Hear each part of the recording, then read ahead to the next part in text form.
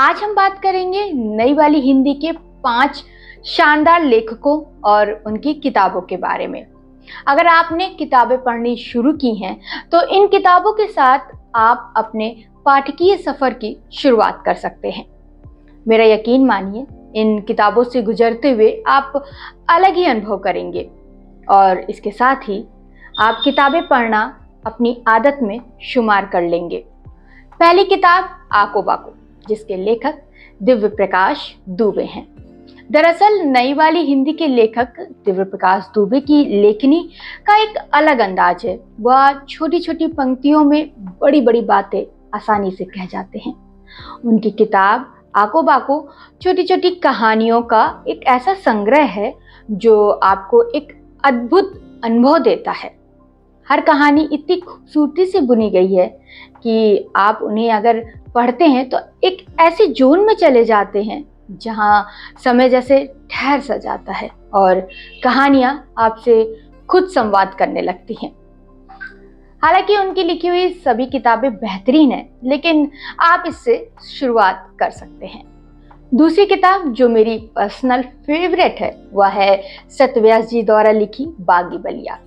इस किताब के पन्नों से गुजरते हुए आप कई तरह की भावनाओं को महसूस करेंगे। कभी हंसेंगे, कभी भय से सिहर जाएंगे और कभी आपकी आंखें भर आएंगी।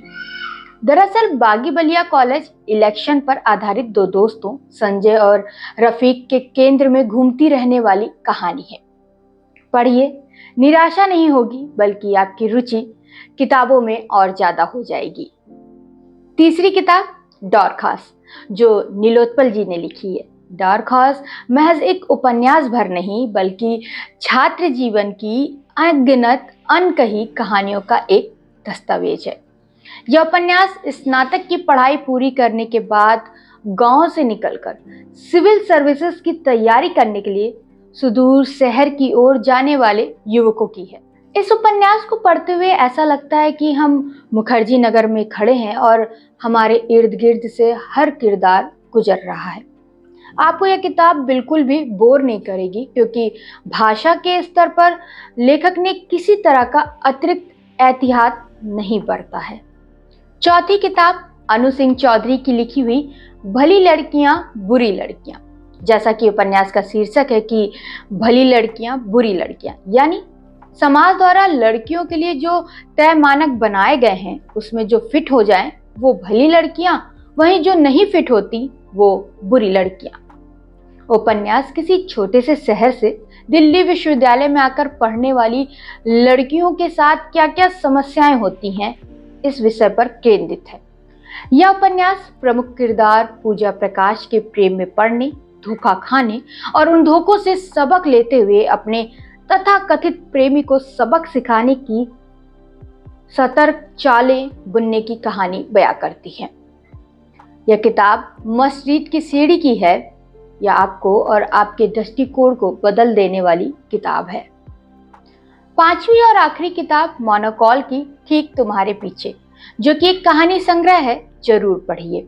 कहानी संग्रह में कुल 12 कहानियां हैं जो आज के समाज और इसमें रह रहे लोगों की मनोदशा पर बात करती है।